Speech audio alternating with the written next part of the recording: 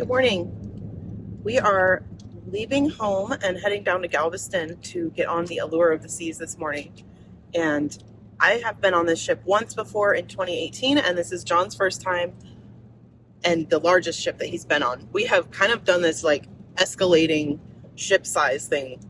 And I think we went out of order with one ship. I think Jewel and Adventure, we got swapped. But John has gone from like Grander, which was the smallest and oldest ship, to now Allure. And I'm really excited to see what he thinks with the promenade and the boardwalk and Central Park, all the little neighborhoods, and not really little. Anyway, we are about 2 hours from Galveston. We're gonna have breakfast in the car. We have blackberries, and we're stopping at HEB to pick up a couple items on our way. And our check-in time is 11. So we'll show you when we get on board. If you can see, it's kind of a rainy day. It'll be an interesting embarkation because we're expecting it to rain all day. And then we're at sea for 2 days before we get to Roatan. Anyway, we'll see you when we get to the port. It is 9:30 and we are in quite a bit of rain this morning. We'd brought our swimsuits and the carry-ons thinking we might hop in the hot tub and be the first or only people using it on Embarkation. But I don't even think we'll want to go in there with it being this rainy. John still kind of likes the idea. We'll see. It's not cold out. It's actually like around, I think it'll be 60 when we board. But we're around 1 hour away. So hopefully we will be on board by 11:15. It's so awesome living in a port city because we don't have to worry about flying, hotel, or anything. We just get up. I mean, we woke up at 7 this morning, get stuff in the car, and take a drive. I do get kind of nervous about anything happening on the drive, but it's still a lot less potential for harm to your plans when you're just driving. The Vlogger Extravaganza cruise is starting today, and they're all boarding, I think it's the NCL Encore or Prima or something in New Orleans, and they're going to be doing the same route that we are, except for in different order. And so we'll be in Roatan one day while they're in Port of Costa Maya, I believe. And then we'll go to Port of Costa Maya while they're in Roatan. And then on the third port, we'll all be in Cozumel. The Cozumel beach clubs have been sold out since a full year ago. So we don't have any plans while we're there. We may try to like look off of the ship and see if we can spot anyone. But it sounds like they're all doing Paradise Beach Club. And I'm sure a lot of people will be going to Nachi Kokum and Mr. Sancho's. But we're going to do ship days for our two ports, Roatan and Cozumel. And then in Port of Costa Maya, we will be getting off in the port where we saw the flamingos last time and using the pool. We researched it. This is a free port. Like, because there is not much in town, I guess, they built that up to attract cruise passengers. Whoa, big accident ahead. And anyway, so we're going to try to explore the port, and that's going to be our excursion that day, using their pool and seeing what they have. Anyway, we're coming up on traffic, so we'll see when we get parked next to the ship.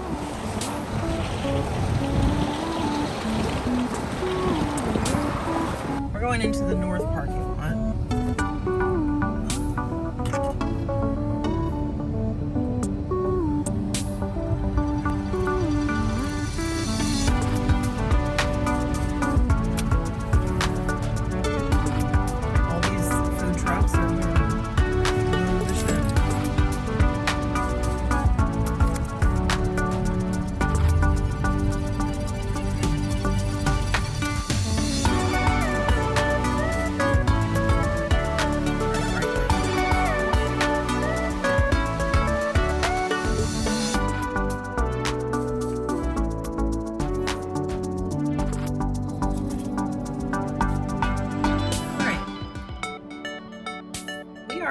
Front of the ship, still in the car.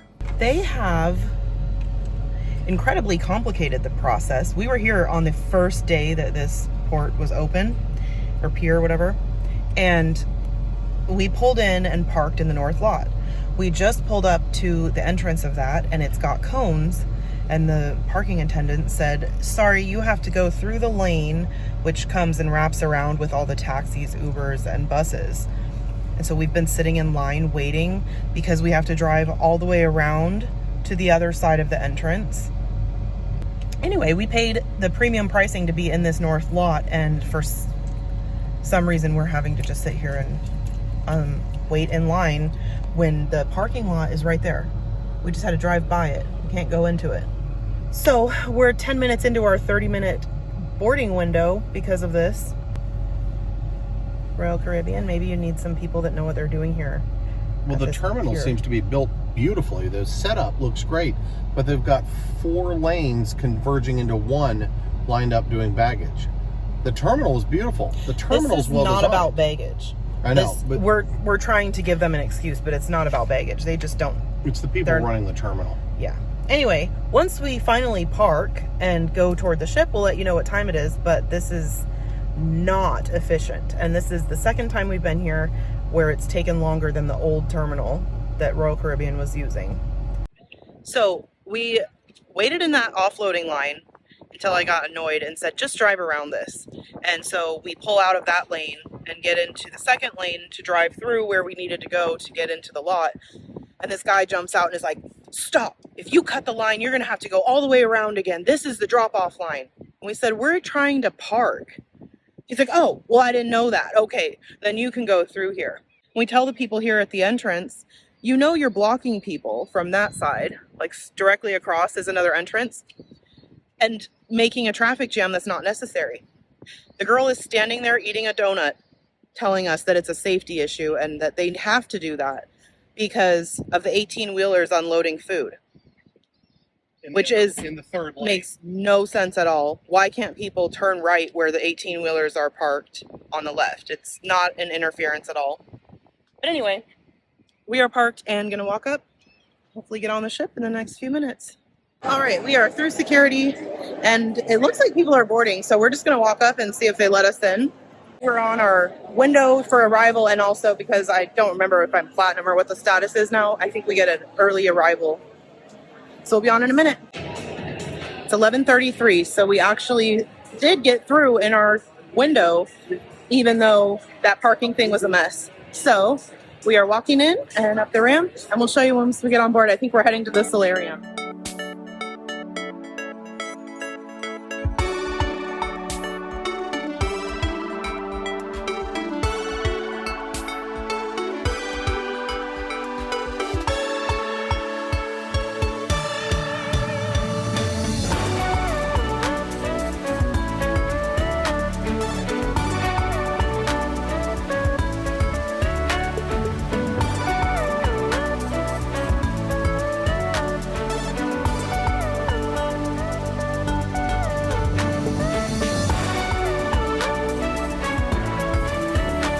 Okay, we're on deck 15, which is the kids area.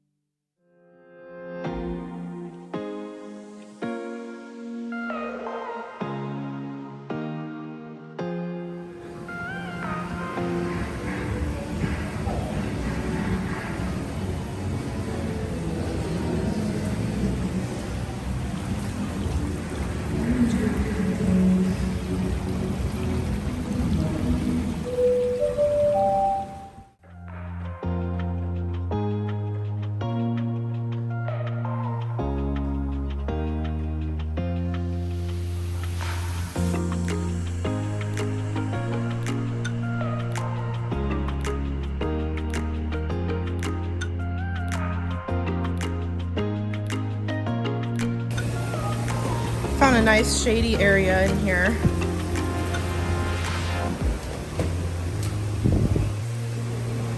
So behind you, John, is a Brazilian steakhouse. It's the one restaurant I thought you might like and we didn't book. 10 minutes after boarding, we found a spot and I went in to change because it's really warm compared to when we left home this morning. And we are gonna get in the hot tub. So I'm back at our little seating space. which is outside of the Brazilian steakhouse. Generally a pay restaurant, and John said that while I was gone, they came out and said it's open for lunch. So it may be a buffet during Embarkation Day lunch if you're looking for where to go eat. It's not very crowded, and it does look like people are just walking in and helping themselves. This is a good place to go just relax until the rooms are ready. And that's what we're gonna do. John's getting his suit on, and then we'll hop into either the pool or the hot tub and then show you our room. We're in an interior cabin. We had bid on an upgrade to what they call an interior neighborhood view, and I could not find any information about that room category or room tours. I was really hoping we would get it. But I even called yesterday or the day before and asked about paying to switch, and they were like, no, we don't have any rooms like that. So if you have stayed in one or you know where I can find information about it, I would like to see. Maybe they're a very limited category, but they wanted $800 to upgrade from our interior to an ocean view or a balcony. So we're gonna just stick with the interior and spend a lot of time outside of the cabin. Here's the lunch John grabbed from the Brazilian steakhouse. It is complimentary, so you just go in, help yourself. And they had orange juice and cookies also.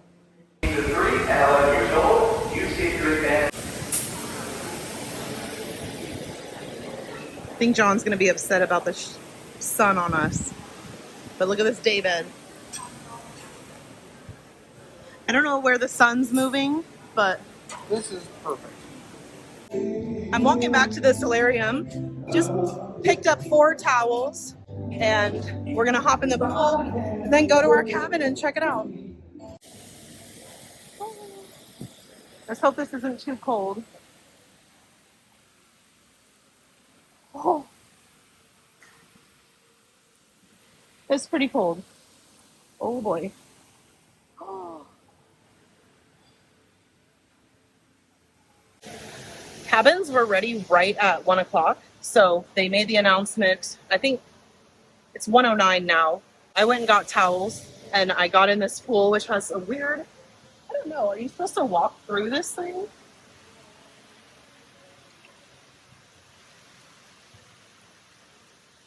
The water is not too cold. It's actually really nice after being outside for a few hours. We're gonna sit in here, relax for a few, and then go to our room. We have an interior cabin, so I'll show you that. I've never been in one on Allure.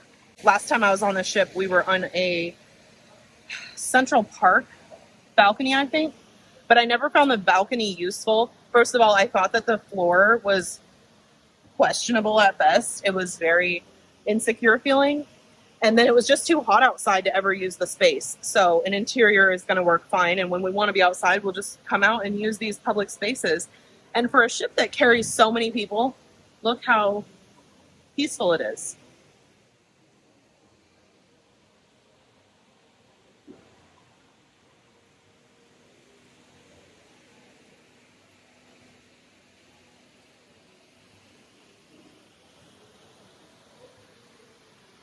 It is 1:40 now, so we're gonna go find our cabin, drop off our luggage that we carried on, and change out of our swimsuits because we did the right thing, which is to go into the hot tubs and pools when no one else has prepared to do that. It's such a good idea when you want to get in. Embarkation Day, put it in your carry-on. I didn't think we were actually going to go in this morning because it was pouring down rain.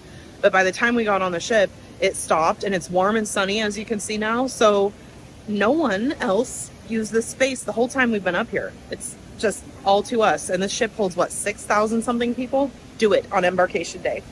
We'll show you our cabin when we get there.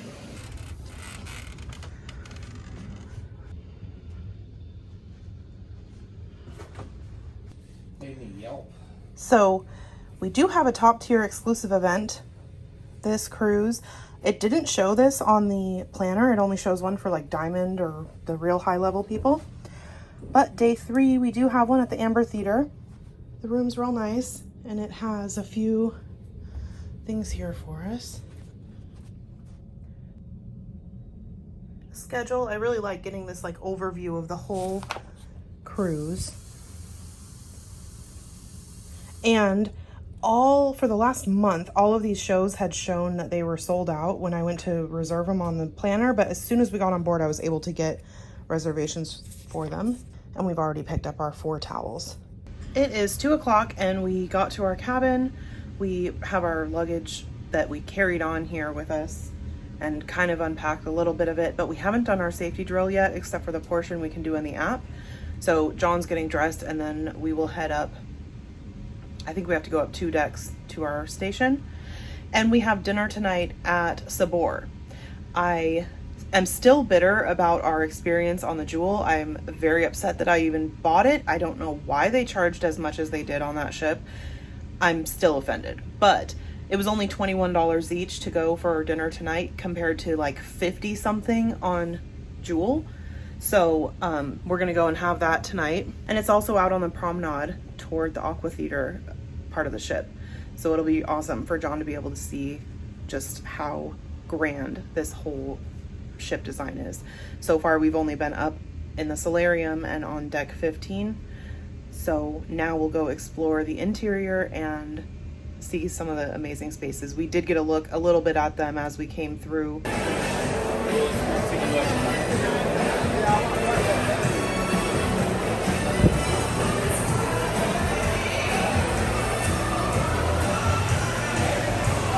There's a balloon drop tonight.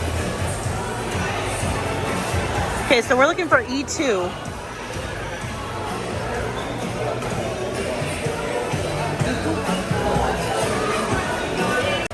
Did you forget to switch from sunglasses to regular?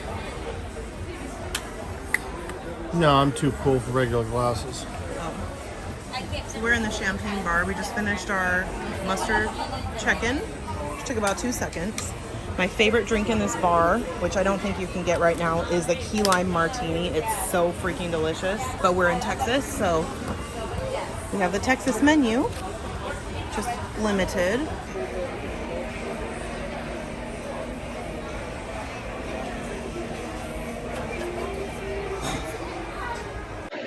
So I ordered Conundrum, which I like to do using my 50% off coupons. You get 2 of per cruise at, I think, Gold. So the last 2 cruises, I've had a problem with them being able to apply it. The first time that I had an issue, I didn't have my cruise card yet. So the guy actually told me he applied it and then didn't. No, the last 3 cruises. First guy told me he applied it and didn't, and I didn't notice until I went and checked my balance like 3 days later that it was never applied. And then last cruise on the Jewel, the guy in the pub told me, sorry, it's not on your account yet. And I didn't have my card yet, so I figured it was because I was just telling him my cabin number. Well, just now I gave my card, which is blue, not silver for some reason. And she said, no, I don't see a discount on your names. So instead of being $8 for this, they brought out a receipt for over $20 for this.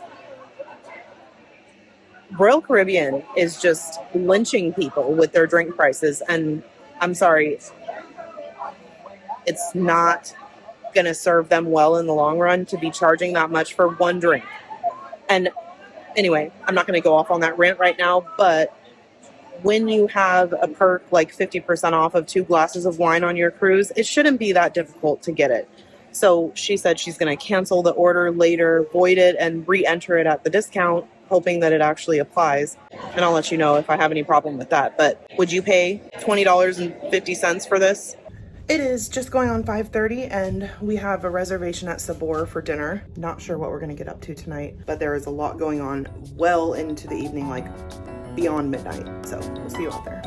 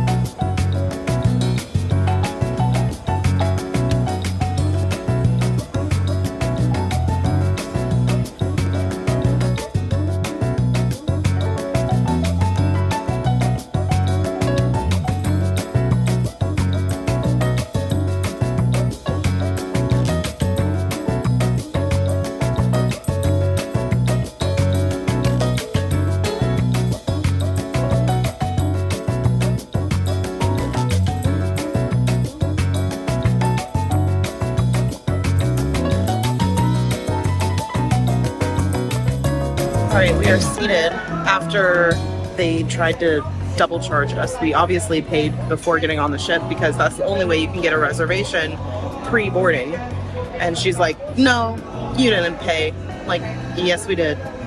So she had to go through and confirm every other reservation I had and then was like, oh, you did pay.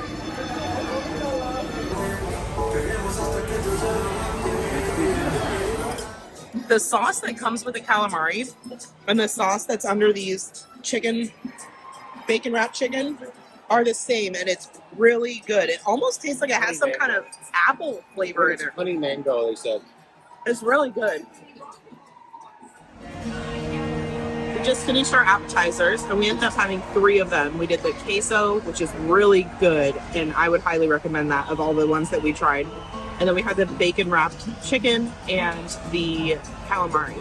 I think they made the calamari portion a little smaller compared to when I was here last time, and I remember saying it's just a crazy portion. This was a much better amount.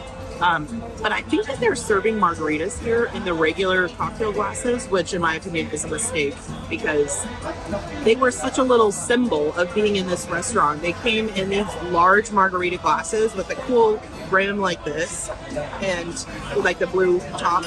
And so you felt like you were on theme when you came in here. And I'm not sure why they're delivering them to people in the same exact cup that you get in a bar anywhere else on the ship. But John and I were just saying we think that's kind of a mistake because it's just a little token of the fact that you're here at Sabor, and I hope they'll bring that back. Here's the chicken tinga burrito. John got the carne asada burrito. Will you spin it or is it hot? Wow, looks good. And then we got the disgusting plantain chips. And these are beans. I thought they were going to come out in a stew. The way I remember them is being watery. Like pinto beans. Yeah. And then we ordered zucchini and didn't get it, which, hey, that happened at the last Sabor. It wasn't that worthwhile anyway, but anyway, that's our entrees. So we're going to have the dessert selection. I think this is something new they do. They don't ask you which thing you want. They just give you kind of a sampler of all of the options. They did that last time too. We have a little to-go box with our half of John's and half of mine. And some of these, they're actually not as bad as I thought, but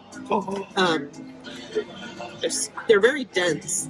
And John asked for some sauce, so we're going to put it in here.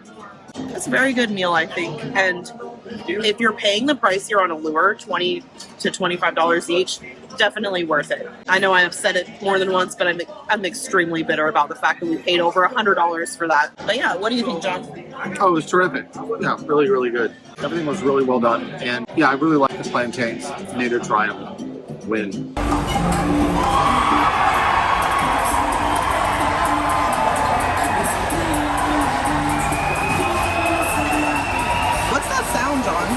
Is it the divers? No, it is not the divers. We thought it was. There's some game on, and it's Sunday Night Football, and apparently people over there are watching. Here is the dessert. So we have, what is this? Okay, chocolate chimichanga churros, flan. Look at the mini flans; they're so cute. And then I don't know what that is. It all looks really good though. Okay, this chocolate banana. Yeah, chocolate banana. Chimichanga. This is the best. The little coconut flan things taste like sunscreen to me, like oil, banana boat. But this, I would order 2 of these. These are so good. Onboard your cruise vacation. This is our big welcome party. We have the DJ playing some great tunes for you at 10:45, and then we drop those balloons at 12 midnight tonight. So hope to see all of you there for that. Get out there and enjoy yourself. Get a chance to meet all of you.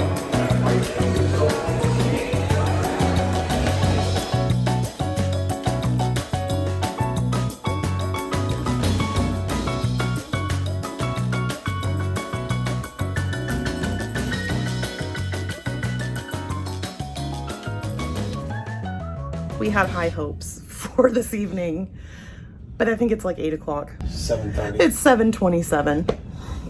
We didn't even make it to 8. Really early. We did get up really early to make it to the ship, and We had a really nice dinner. There is stuff going on throughout the ship, and we kind of just walked through and looked at the Rising Tides bar. John has discovered something that actually was shocking to me, because I was under the wrong impression the whole last time I was on this ship. He doesn't think the Rising Tides bar is actually lifted up by the fountain below it. I had no idea. Anyway, so as we walked in from Sabor, a lady named Kelly came up and said, "Oh, I follow you and you're not on the vloggers cruise." I said, "Yeah, I think I'm the only one who's not on the vloggers cruise right now." Anyway, that's really nice, and it's happening more often, and I'm kind of surprised. But if you do ever see me, please come up and say hi, because that's awesome to meet people. Anyway, I think we may be in for the night. We just met our cabin steward. I'll have to check his name. It's Swardinka. It's a unique name, and he's really nice. So we asked him to please have ice for us in the mornings. That's what we've been asking our room stewards every time.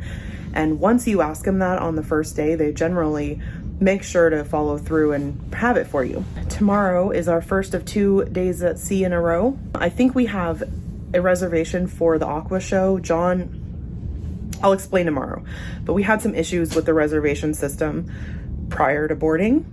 And so John has a reservation to go to the Aqua Theater tomorrow, and I have one to go on like day 6. So we'll try to go both times. But anyway, the Aqua Theater right now is being used for a football game, which is quite lively, to put it lightly. What do you think of the Allure so far? Oh, it's fantastic. Awesome.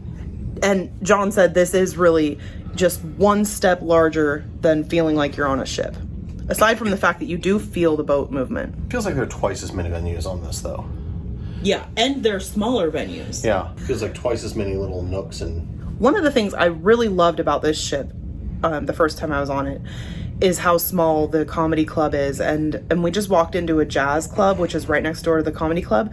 I don't remember even seeing that last time we were here. So the little holes in the wall that create an environment where you feel like you're in a group of maybe 25 or 50 people, it's very unexpected on a ship where you're thinking this is the biggest ship in the world. I came on the first time expecting everything to be on a large scale and to be blending into a sea of people no matter where I went, and that's just very different from what you actually experience here. thank you very much.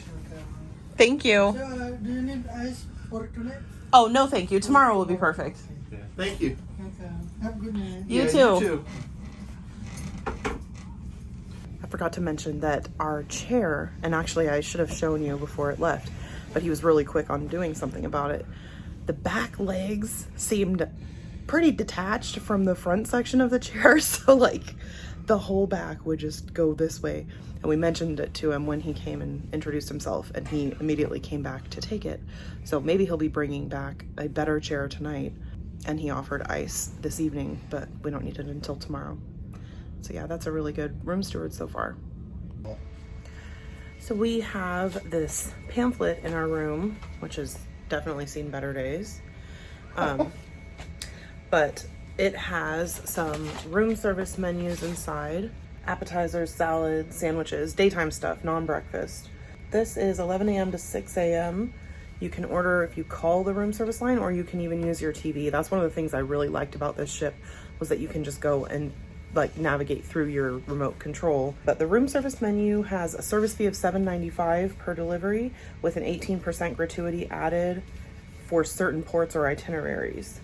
I think that means that every port except for Australian ones, you're gonna have a gratuity added. And then they also have a door hanger where you can order water, soft drinks, energy drinks, and juice. And it looks like a liter of Evian is, actually they don't sell it by one, so you can do 4 bottles for 18, 8 bottles for 32, or 12 for 39. We pre-ordered 24 of these bottles, and it was on a 40% discount since we ordered through the cruise personalizer, and so I paid, I think, $16.99 plus the gratuity on it. There is a gratuity on the pre-ordered water bottles, but it's definitely worth having. I very much recommend it if you're going anywhere warm. You actually, just in general, because the room water, you can drink it out of your faucet, but it's just warm, and it's really convenient to be able to grab and go. And if you were to buy these at the bar individually, it's like, I think $2.25 or something. If you're gonna order anything on the cruise planner before you get on the ship, I would recommend you do water. Anyway, so we have our breakfast menu. Continental breakfast is included, and someone has already filled one of these out. They thought they were gonna go for 8 o'clock to 8:30, and then they switched it to 7:30. Let's see what they ordered. They had 2 people eating, 2 coffees, 3 fat-free milk, assorted pastries, 2 margarine. Why would you order margarine instead of butter if butter's an option? Whole banana, fruit plate, scrambled eggs, pancakes, sugar-free syrup, hash browns, and bacon. Damn, they went all out, but they forgot to hang it up, so they never got that meal. They thought about it pretty heavily, but no breakfast for them. We still have 2 left, so as long as you put this out by 3 a.m., you can get free coffee and continental breakfast, which is juices and stuff like that, delivered. I think it's worth it to do for juices and to have hot coffee here in the cabin. We did bring instant coffee, but it's just really nice to have them bring it. I don't know, we'll probably do, what, 9? Because that way we're not sleeping in too late, but also we can be out of the cabin. I really like to try and get out of the cabin before 11 because I want the room steward to be able to get the room done. And I'm sure there will be things happening all day. Kind of unpacked. We only had like 9 hangers available. So everything is in a shelf, and this closet smells like a wet dog.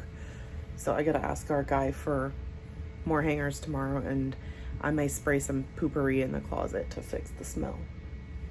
Anyway, see you in the morning.